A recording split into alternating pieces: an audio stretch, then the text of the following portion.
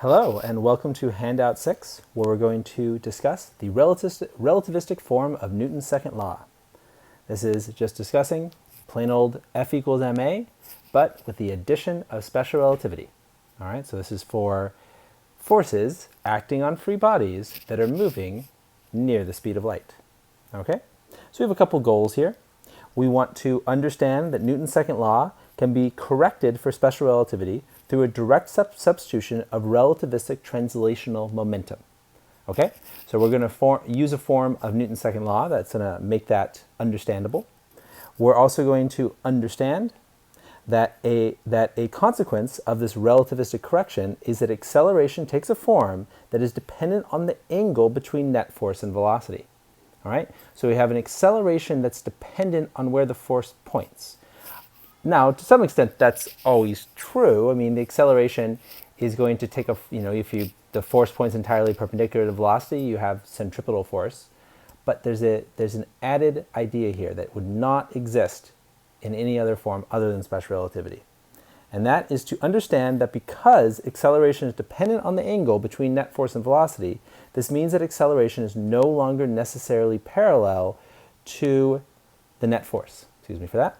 But that is brand new. All right? That has always been a golden rule. F equals ma. Thus, acceleration is parallel to force. That's absolutely true for classical mechanics. They always point in the same direction. If we know the direction of one, we know the direction of the other, and that always saves us, or often saves us, a lot of work, something we can just count on.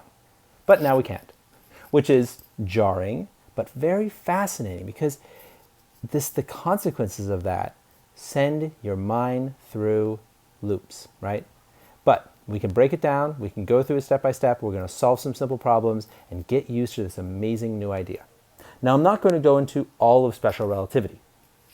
If you want to study special relativity, it's covered in Physics 36. If you're taking my Physics 36 class, you've seen a pretty in-depth discussion of special relativity in my lecture notes and my videos. I will touch on things that on a need-to-know basis, but mostly we're just focusing on this one idea, F equals ma, in relativistic form, right? So in other words, we're not going to rederive length contraction and time dilation. Okay. Now, one thing that we are going to particularly need is relativistic translational momentum, because that's going to be involved in our derivation. Okay? So this is it right here, right? And this would not normally be the first step in special relativity, but for our purposes it is, again, with the assumption that you've seen it before or will look it up. Okay?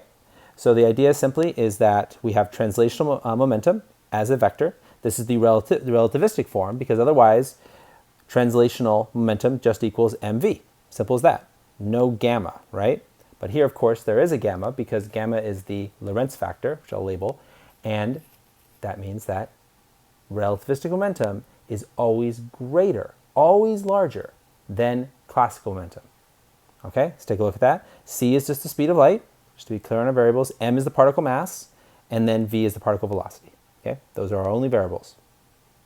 Now, gamma is the Lorentz factor, and as we can see in this middle part of the equation, it's equal to 1 over the square root of 1 minus V squared over C squared. So the closer that V is to C, the smaller that this term is, and the larger gamma becomes. All right? So as V approaches C, gamma approaches infinity. Got it. Okay? So relativistic momentum just gets bigger and bigger and bigger. What the big kind of consequences of this is, because your momentum is getting larger and larger as your velocity approaches the speed of light, that means that it takes more and more energy to speed up, to increase the magnitude of that momentum. It means that it takes greater and greater force to maintain a constant acceleration, and so on. Okay? So these are ideas that you would have seen in previous lectures, especially if you're in my class. Now, there is a simplification where you can just say, oh, well, let's just only focus on forces that are parallel to the velocity and save ourselves the discussion that we're going to see in today's lecture. But the whole point here is we're going to consider a force that can point any direction relative to the instantaneous translational velocity. Okay, so first, Newton's second law. Now, mathematically, this form holds. It better, right? Because we need so-called correspondence between classical theories, like Newton's second law, and modern theories like special relativity. So this is still true. Force is still the first time derivative of momentum. Okay. Now, this is where things change. Well, momentum is no longer just mv. Momentum now has this form here. Okay? This equation is a combination of a vector v and a scalar v squared in the denominator. Okay? So it's got v showing up twice. Kind of a subtle difference between it up here in the numerator as a vector and as a scalar in the denominator. Okay. So here's the thing. We want to find out what happens when we take that derivative. I'm going to show you the derivation in just a moment, but first of all, I'm going to summarize the important results. Okay? So first of all, as I said before, this is true for any force vector, right? So this part, this general derivative is always true. Okay? The important thing to remember is that any force vector can be split into components relative to any chosen axis. Here we're going to be splitting the force vector into components, forming a right triangle relative to velocity. So v or F parallel, with the parallel symbol in the subscript, is parallel to v. F perpendicular is perpendicular to v. So v essentially is our coordinate axis. We're measuring everything relative to it. Okay? And its magnitude, of course, we could find with the Pythagorean theorem, the magnitude of F, the applied force or net external force acting on our particle. Okay, fun. Now, there turns out to be those two components of F don't behave the same. Okay? So we can find them, if we just simply know the angle between v and f, we can find the magnitude of these two components by just multiplying by cosine and sine of whatever is the angle between v and f, between velocity and force. But the way that that force affects the acceleration, that's the part that is different. Because we could have done that with classical mechanics and we could have just found the acceleration. Both cases, we would have just found the acceleration and it would have just been dependent on the force. But here, the two parts behave separately from each other. Let's look. Okay? So here's the F parallel part of our external force. Okay? And again, parallel relative to velocity. When F has a parallel component, V is time dependent. Interesting, right? Because that's telling us that V is actually depending on time. Because if the force has any component that's parallel to the velocity, then the velocity must be changing in magnitude. So that means that it's dependent. Its scalar quantity is dependent. It's a function of time. On the other hand, if F has a perpendicular component only, then V is a constant. Its magnitude is a constant. It's changing direction, okay, but it's not changing magnitude. That would be like uniform circular motion, okay? And because of those two consequences, the derivative, the time derivative of that expression is different. When V is time dependent, we end up with a 1 minus V squared over C squared to the 3/2 in the denominator, which is gamma cubed, of course. Think your law of exponents. But when V is a constant, then we simply have gamma.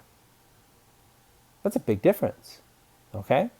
So I'm going to briefly show you the derivation. It's a little complex, but I just want to touch on it here because it's just a good opportunity to show some calculus, okay? So let's take a look at that derivation, okay? So we're just going to take the idea of the derivative right here, okay? And I actually should have included the vector notation. I think I do on the next line, okay? So we're going to take that derivative. What does that look like? Okay, so you can hear I start getting careful with showing the vectors.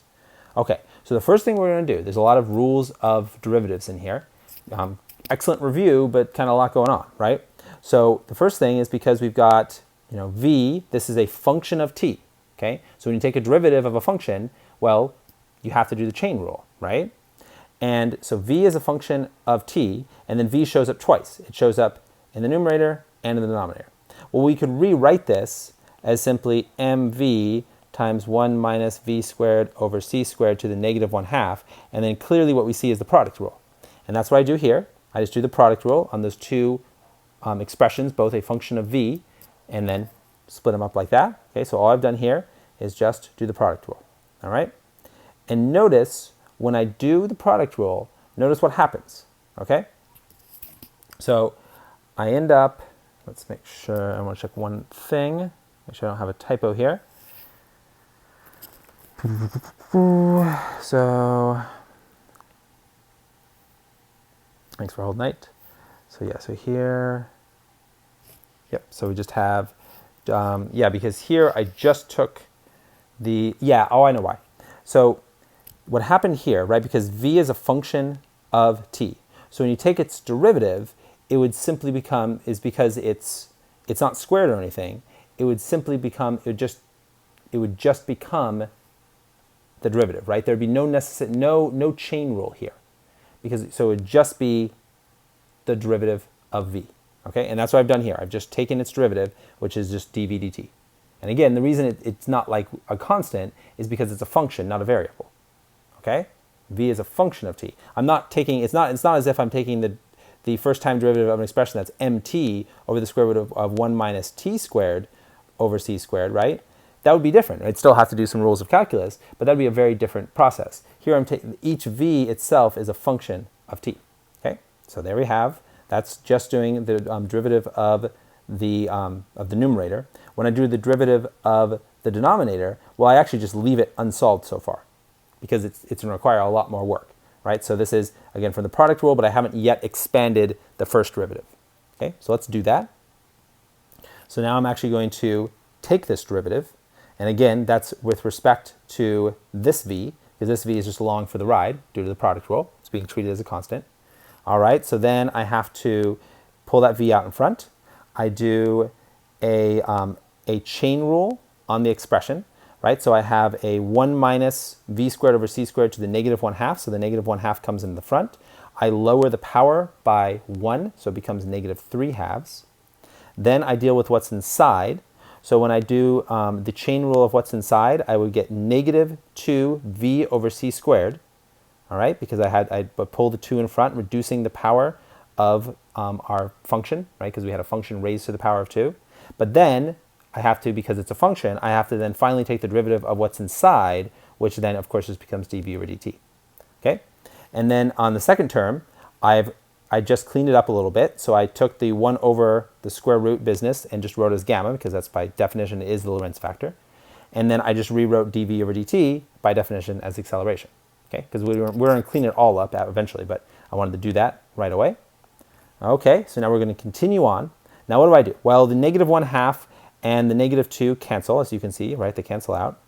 All right, so I'm going to leave my v in front.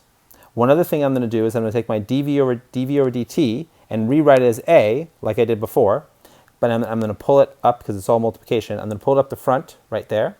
And then the last thing I'm going to do is I'm going to split a into its two components, because ultimately that's what we're going to see in our solution. So I'm going to split a into, as a vector equation, into a parallel plus a perpendicular. And that would be parallel to v and perpendicular to v. That's our chosen coordinate axis. What else is going on? Well, I still have another v vector along for the ride. This expression right here can be rewritten as gamma cubed. That's exactly what it is. Make sure you understand that. And then, not to forget, I still have a c squared left over from the chain rule. Okay? The last thing I do in this line is I rewrite this acceleration as in terms of its components as well. Okay? All right. Now, one thing I'm going to do that you're going to see in the next step is I'm going to distribute in this v. Here we're multiplying vectors, and we're multiplying them as a dot product.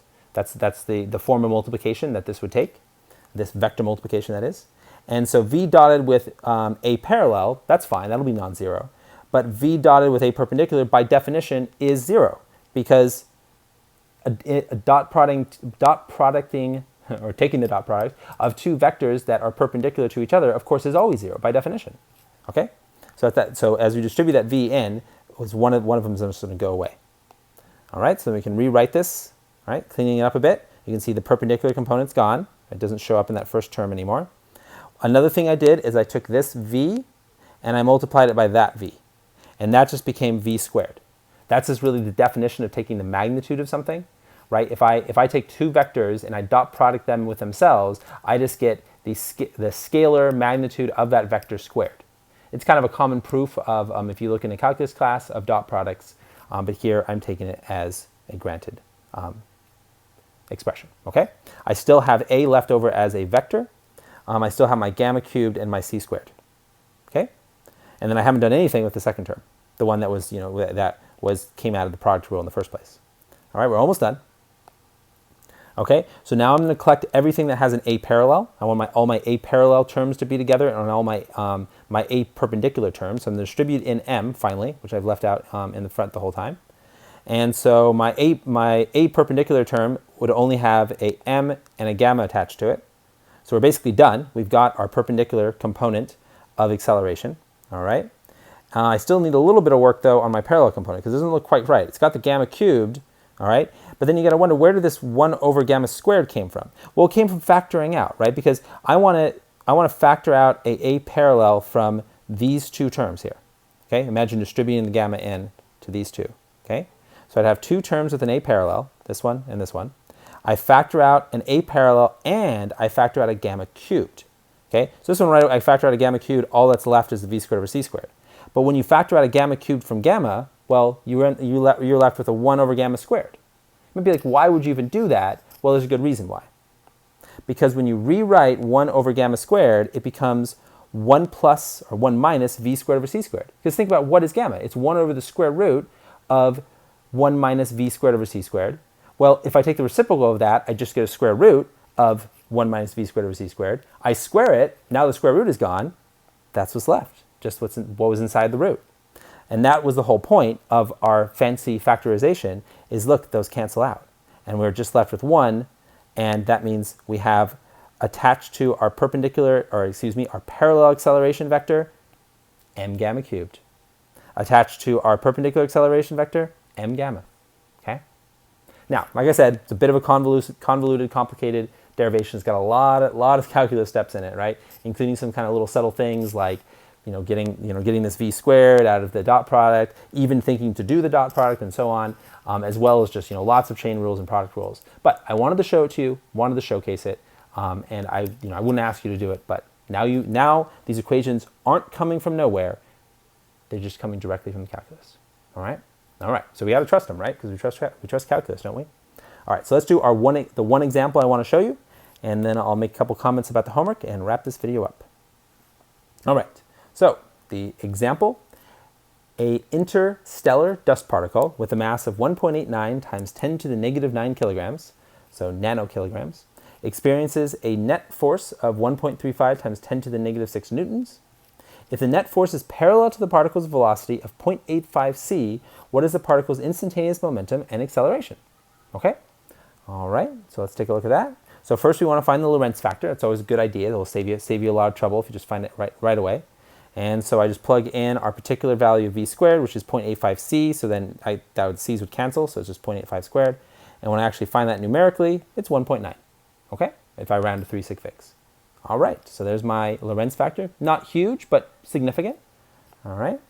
And then if I want to find the relativistic momentum, well, I'm told here that it's parallel, so, well, actually it wouldn't matter for momentum. So momentum is always going to be gamma mv. And so that's just going to be 0.915 Newton seconds, as you can see. Okay, but then the parallel component of acceleration, well, the force itself is entirely parallel, and so that means that the only acceleration is the parallel acceleration. So I would use the expression for parallel with the gamma cubed, which we, believe it or not, know where it comes from, right? And so then I just got to remember to cube 1.9 in the denominator, and there I get my expression, 104 meters per second squared. Okay. Zoom in a little bit. There we go. All right, so that's it for part A, because it was parallel. Okay. In part B, I asked for what if it's perpendicular. All right, so nothing has happened with momentum. The momentum is always going to be the same. All right, the magnitude of the momentum. Oops. All right, and next step. But now I'm going to use the other expression because now I'm only dealing with a perpendicular acceleration because there's only a perpendicular force. Okay, so instead of gamma cubed, it's just gamma. All right. And of course, I'm dividing by gamma m, just like here I divided by gamma cubed m because I'm trying to isolate acceleration. In this case, perpendicular acceleration, perpendicular to the velocity. All right, so there are the numbers, and the value ends up being 376. So big difference, right? You know, dividing by about 2 versus dividing by 2 cubed, that's a big difference, right? So when the force is perpendicular, the acceleration is much larger. Okay, so, and it kind of all comes down conceptually to think like length contraction, right? What's the axis that's being affected? The axis that's parallel to the velocity. So that's the one that's going to see the greatest relativistic effect. All right? The fact that there's any relativistic effect in the perpendicular axis is maybe that's the really amazing part, but there is. Okay? All right, so now what if it's neither entirely perpendicular or entirely parallel? And this will be the main focus of your homework as well. So if the net force is acting at an angle of 45 degrees to the particle's velocity of, let's just say 0.85, all right, I gotta change that. What is the particle's instantaneous momentum and direction and magnitude of acceleration?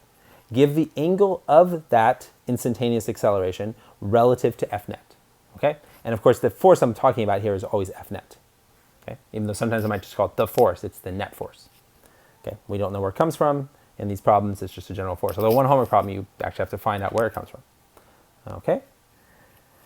So we're gonna use the parallel and perpendicular components to find F, and then use parallel and perpendicular components of F to find the parallel and perpendicular components of A, right? So you got to find your components of F, then you can use those components of F with the two equations, right? The only two equations we're really using, this one and this one, to find the two components of A. All right. Just got to remember to use them independently and remember which is which. All right, so here's the picture. Now, I'll kind of explain these as we go along, but here is the instantaneous velocity vector. I've chosen to have it go straight up. We're told that our force is 45 degrees relative to that vector, so there's the force, right? So the 45 degrees would be right here. Right? This would be our 45. And if that's 45, then this angle that I labeled in blue is also 45. And so then if I look at my force vector, it's got two component vectors, F parallel and F perpendicular, which we could find with sine of 45 and cosine of 45 degrees respectively. Okay? All right, so that's where we're going to use our two equations, our parallel acceleration and perpendicular acceleration. Okay? We're going to need to find both components of force, right? In this case, they end up being equal in magnitude because of the particular 45-degree angle. And we're going to use the respective formulas, gamma cubed m for parallel and just gamma m for perpendicular. All right? So the parallel one is f sine theta over gamma cubed m. The perpendicular acceleration is f cosine theta over gamma m. All right, then I just plug in my numbers, sine of 45, cosine of 45, although I could have used either. All right? Make sure to cube it for parallel, make sure not to cube it for perpendicular, and look what I get. For the parallel acceleration, I get 73.8 meters per second squared, but for the perpendicular acceleration, I get 266 meters per second squared. So again, significant difference, of course, right? So then I'm going to go ahead and find the angle phi. All right, so the angle phi is the angle of acceleration relative to kind of the horizontal. That's actually not the angle relative to the velocity, but that's just the way I kind of set up my coordinate system here. I could have defined the angle relative to the velocity, it would just be 90 minus this, okay? But I wasn't asked for that exactly. Ultimately, I'm asked for the angle between F and A. So this, as long as you set up right triangles, stick to your rules, you're fine, okay? So I chose to find phi, and so phi is going to be opposite over adjacent. So it's going to be A parallel, which would be like right here, that'd be A parallel, and that's opposite, over A perpendicular, this would be A perpendicular. All right, I didn't draw them in because it'd be busy in the picture, but you can imagine where they'd be. Plug in their magnitudes, 73.8, right, much shorter, 266, the long one, the perpendicular one. So 15.5 degrees is the phi as shown in the figure. Okay, we were asked for the angle between acceleration and force, which again wouldn't exist in classical mechanics. There never is an angle between acceleration and force, or at least between acceleration and net force. All right. And so then I just take beta, which is theta minus phi, or 45 minus 15.5, and I get a pretty big angle between them, 29.5. And I mean, you can just kind of just dwell on the fact. I mean, that means that you can't just like apply a force in one direction and go in that direction. If you were moving at relativistic speeds and you had like thrusters or something in your relativistic rocket, right, your super fast rocket, and you angled those thrusters in one direction, you wouldn't go in the direction that you angled your thrusters. You would actually start to go off to a different way. It's unbelievable, right? But that's what happens. That's the very, very strange world of having to turn or, to navigate with relativistic speeds. Just imagine how complicated that gets. Now here we're just touching on the idea of just snapshots in time, instantaneous acceleration, and using special relativity. And like my note in the announcement to the class, if we wanted to describe overall time-dependent behavior, describe the acceleration function, that's where really the utility of special relativity ends. And Einstein's much larger theory of general relativity, which is a theory of accelerations, that's where we'd have to start considering that and really start to consider what happens, because that with that strange idea. Could you say it again, please? That very strange idea. Okay. All right. So let me comment on a couple of homework problems.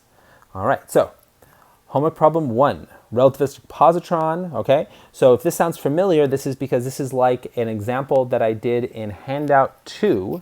Yeah, handout 2, where I talked about something by with the same name as our Lorentz, where Lorentz came up again, and this was the Lorentz equation, if you recall. Let me find it here. Yeah, so the Lorentz equation was a net force equation where you have an electric and magnetic field acting on a moving particle. All right, and so this is again in the handout 2. The one example that I did was basically like this. Okay. The difference, though, is that my positron was moving much slower. Now I've sped my positron up so that the I hat component of its velocity is half the speed of light, and its j hat component is whatever 2.6 over 3 is as a percentage, right? So now I have a relativistic positron, okay? So that means that we're going to get a very different result when we find the accelerations. So you're going to start the problem in the same way, because let's see what I ask, right?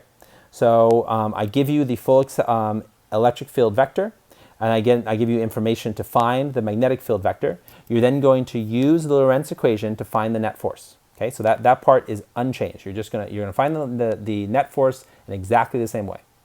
Then I ask you, what is the angle that the net force vector makes with the initial velocity of the positron? Okay, so again, that's actually totally review. That's something that the only thing that's changed here is that your velocities are bigger, so you won't get the same numbers. Also, in the example, I actually never plugged in the numbers. If you look at my solution in handout 2, I just set it up. But ultimately, to find the angle between two vectors, especially three-dimensional vectors like this, you want to use the definition of the dot product. So please consult my previous solution on that. Okay? So you do that to find the angle between the net force and the initial velocity. All right? And you don't have to consider relativity for that one. But then, what is the angle that the initial acceleration makes with the initial velocity of the positron? Okay? This is the one where you need relativity, because now you take that force vector, and which you found an angle.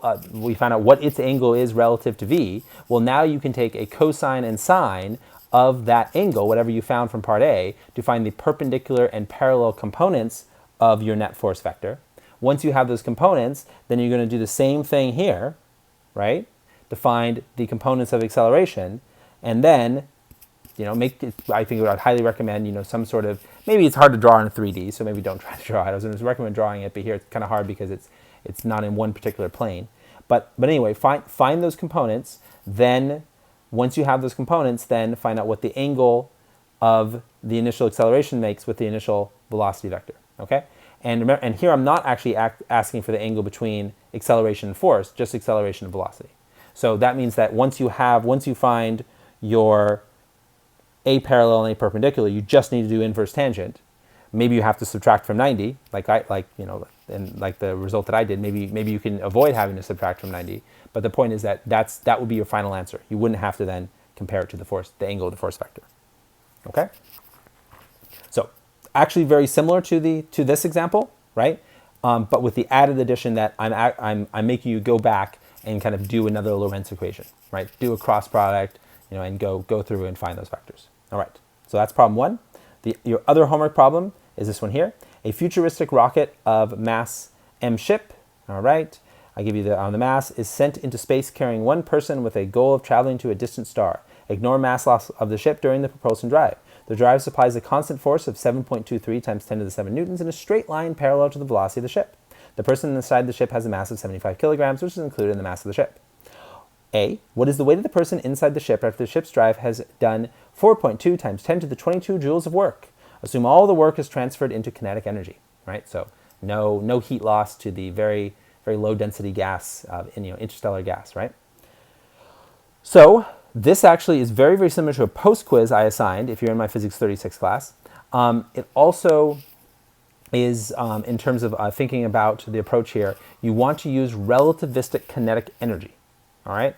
So really, kind of key to this problem is the idea of relativistic kinetic energy. And to kind of, to remind you what that looks like, it's basically, so relativistic kinetic energy is just gamma minus 1 times mc squared, right? That's relativistic kinetic energy. So find the gamma that, and well, I guess in order to find the gamma, though, you need to find out how much work was done and then relate that to V. So really what you want to do is you want to use, it's sort of, I guess you could actually just kind of solve, yeah, you could actually solve for gamma this way, right? Because you could just say that your work is this value, and then just set your work equal to the gamma. So set work equal to gamma minus 1 times mc squared, and then just find gamma, all right? Are you going to need V, the magnitude of V? You might, right? I think, but at the very least you could find gamma right away, and then you could also find V, because then you know that gamma, of course, is just equal to 1 over 1 minus V squared over C squared. So once you know gamma, you can easily find V. All right. So that's kind of the first step, and then once you have that, then because you're told here that it's parallel, all right. So here, right. So parallel force. Then you can find the acceleration. Once you find the acceleration, you can find the weight from, just kind of doing a free body diagram on the person and knowing that their normal force is just going to be ma, because they're, standing on the floor with the acceleration of the ship kind of acting like artificial gravity. Okay? So that would be part A. And then, but part B, if after the drive has done that amount of work, so at whatever V you found or gamma you found, the ship suddenly malfunctions and the force is now directed at an angle of 46.5 degrees away from the instantaneous velocity vector V, what will be the direction of the instantaneous acceleration relative to V? Well, now it's the same question again.